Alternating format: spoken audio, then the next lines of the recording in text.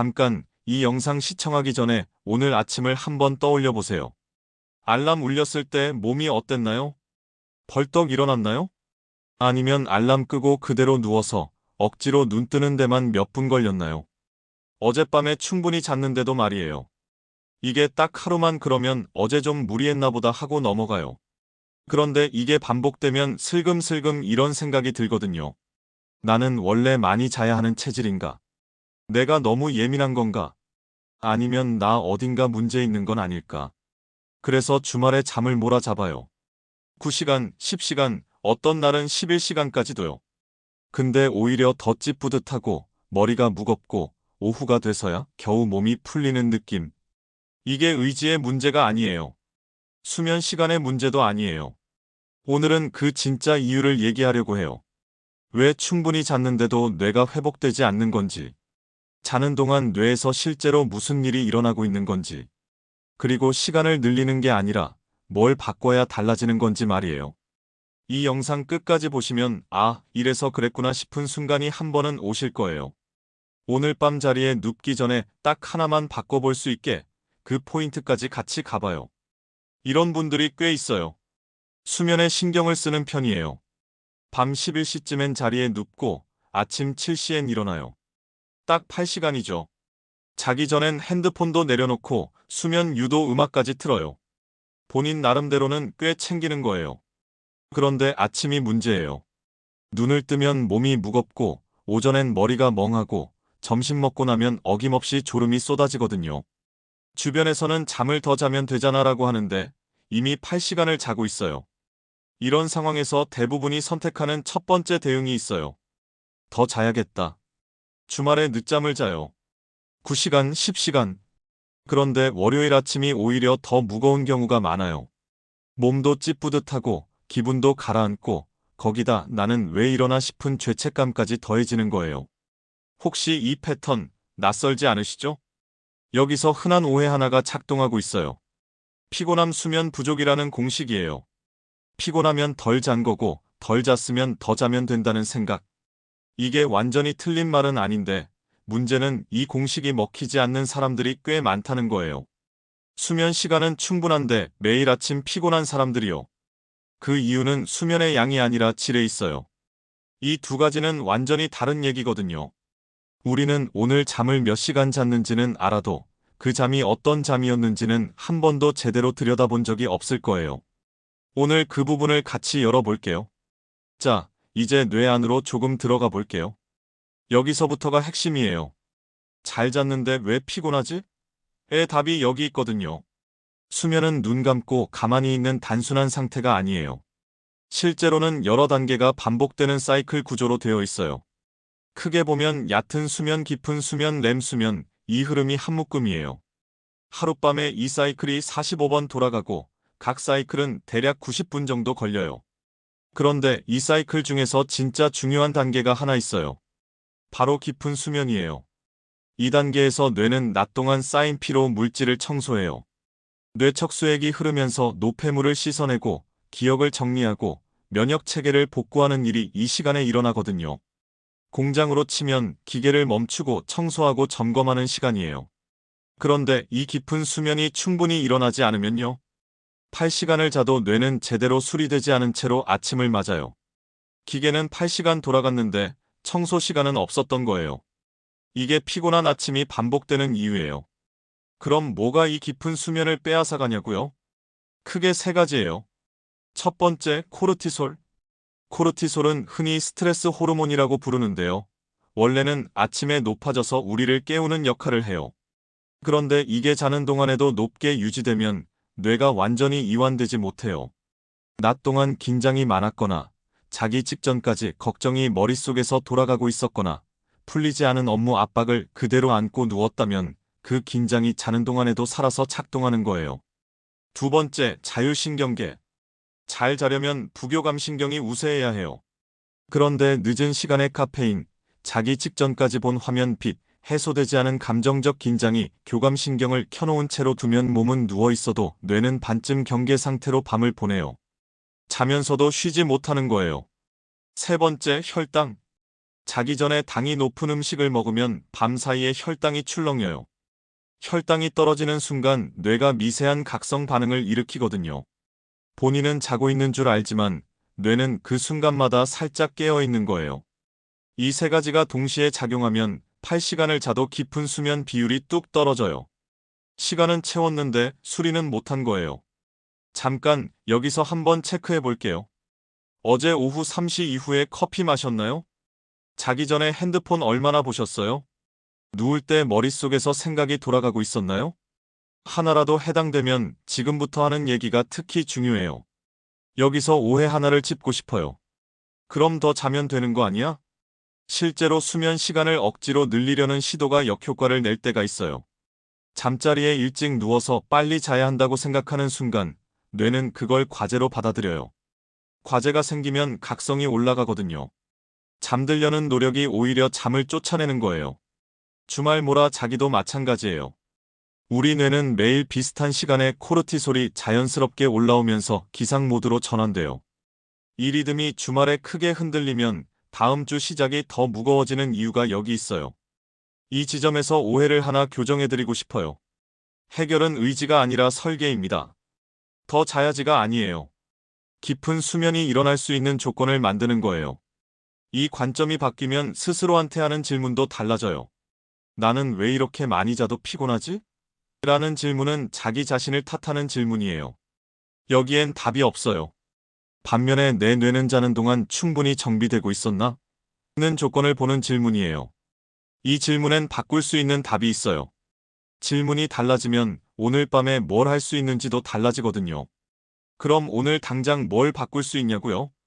잠들기 전 딱 3초면 되는 기술을 하나 알려드릴게요. 이름은 턱-어깨-시야 이완이에요. 첫 번째, 턱. 많은 분들이 자기도 모르게 이를 꽉 물고 있거나 턱에 힘이 들어가 있어요.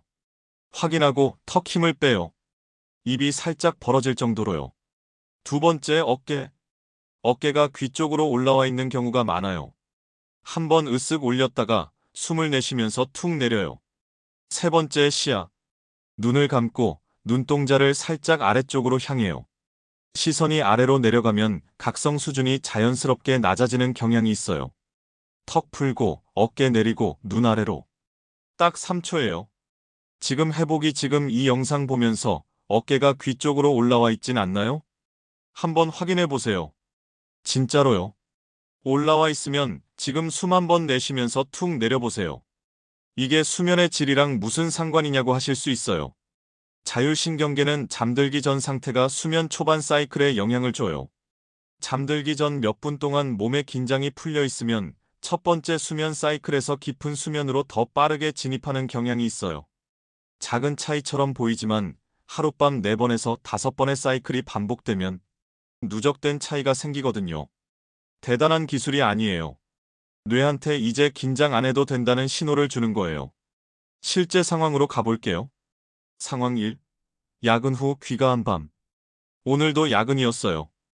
퇴근하고 집에 왔는데 몸은 피곤한데 머릿속은 아직 회사에 있어요. 내일 보고서, 아까 팀장이 한 말, 아직 처리 못한 것들이 계속 흘러요. 씻고 누웠는데 생각이 꺼지질 않아요. 결국 핸드폰 들고 유튜브 보다가 새벽 1시 반에 잠든 거예요. 이 경우 자는 시간이 문제가 아니에요. 누운 순간에도 코르티솔이 높았고 교감신경이 켜진 상태였던 거예요. 이럴 때 쓸 수 있는 게 있어요. 잠들기 2030분 전에 메모장이나 종이에 내일 걱정되는 것, 아직 마무리 못한 것들을 짧게 적어요. 다 적었으면 그냥 덮어요. 이 생각들은 내일로 넘겼다. 뇌는 완료되지 않은 일을 계속 붙들고 있으려는 경향이 있어요. 적어서 밖으로 꺼내면 뇌가 굳이 그걸 밤새 활성화해서 들고 있을 필요가 없어져요. 생각을 종이 위에 올려두는 거예요. 상황 2. 주말 보상 수면. 이런 경험 있으시죠? 주중에 워낙 피곤했으니까 주말엔 실컷 자야지 하고 토요일에 오전 11시까지 자요. 일어났는데 오히려 머리가 무겁고 오후 내내 찌뿌듯하고 뭔가 하루를 날린 것 같은 느낌. 수면 리듬이 흔들린 거예요. 우리 뇌는 매일 비슷한 시간에 기상 신호를 보내요. 이 리듬이 하루에 34시간씩 어긋나면 사이클 자체가 비효율적으로 돌아가요. 주말 늦잠이 보상이 아니라 다음 주를 더 힘들게 만드는 이유가 여기 있어요. 방법은 생각보다 간단해요. 주말에도 기상 시간을 평일과 1시간 이내 차이로 유지해요. 자는 게 부족했다면 늦게 일어나는 대신 낮에 2, 30분 짧게 낮잠을 자는 게 리듬을 덜 흔들어요. 상황 3. 자기 전 야식 루틴. 야식 없이는 잠이 잘 안 온다는 분들 계세요. 실제로 뭔가 먹고 나면 몸이 나른해지면서 잠이 오기도 해요. 잠은 들어요. 그런데 깊은 수면이 얕아질 수 있어요. 혈당이 올라갔다가 자는 동안 떨어지면서 뇌가 미세한 각성을 반복하거든요. 본인은 자고 있는 줄 아는데 수면의 깊이가 계속 얕아지고 있는 거예요. 당장 야식을 끊기가 어렵다면 양을 줄이거나 탄수화물 위주에서 가볍게 바꾸는 것부터 시도해 보세요. 자기 이 시간 전에는 음식과 거리를 두는 게 현실적으로 시작할 수 있는 목표예요.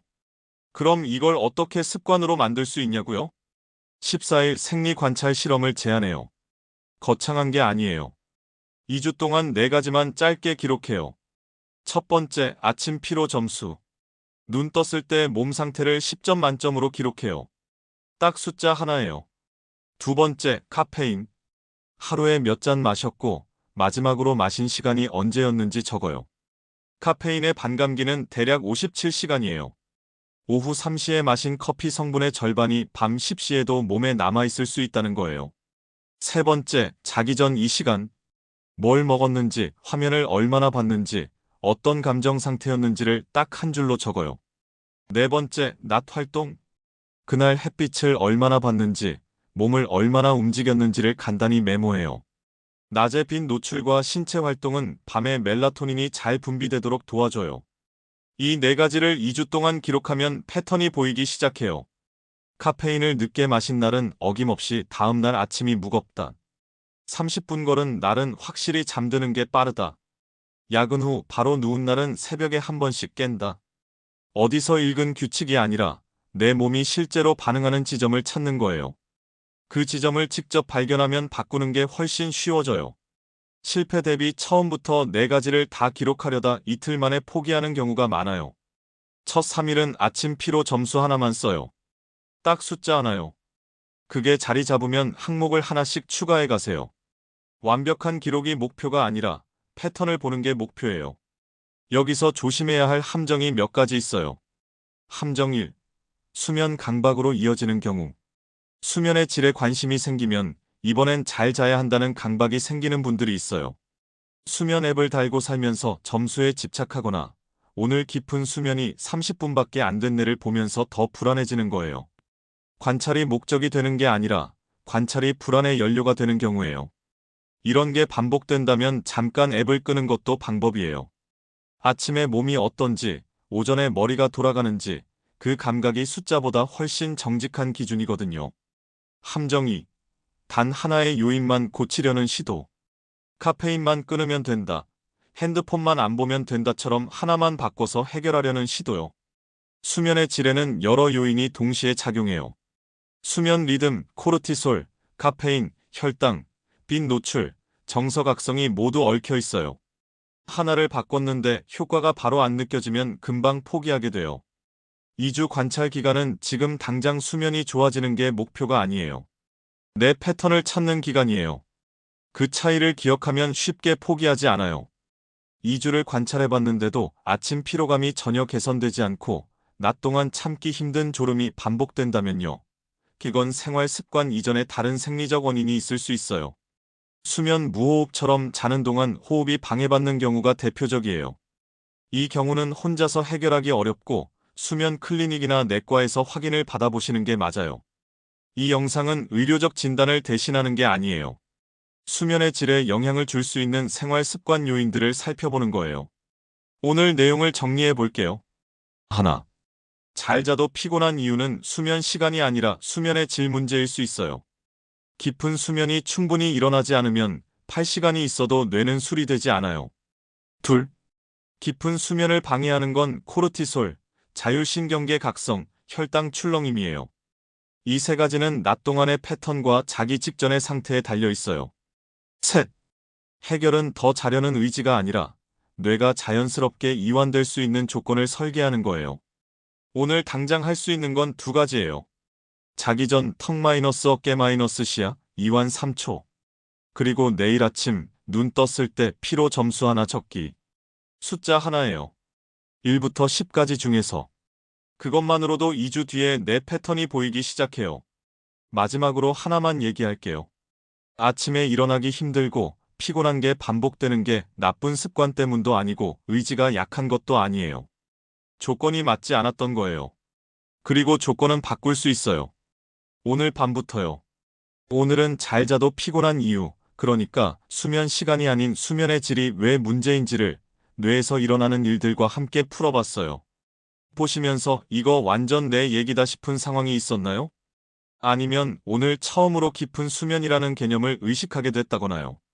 앞으로도 이런 심리뇌과 콘텐츠를 계속 보고 싶으시면 구독이랑 좋아요, 알림 설정 부탁드려요. 궁금한 점이나 다음에 다뤄줬으면 하는 주제가 있으면 댓글로 편하게 남겨주세요. 여러분의 댓글 한 줄 한 줄이 이 채널을 더 정확하고 현실적으로 만들어준다고 생각해요. 심리코드 1이었습니다. 오늘 밤도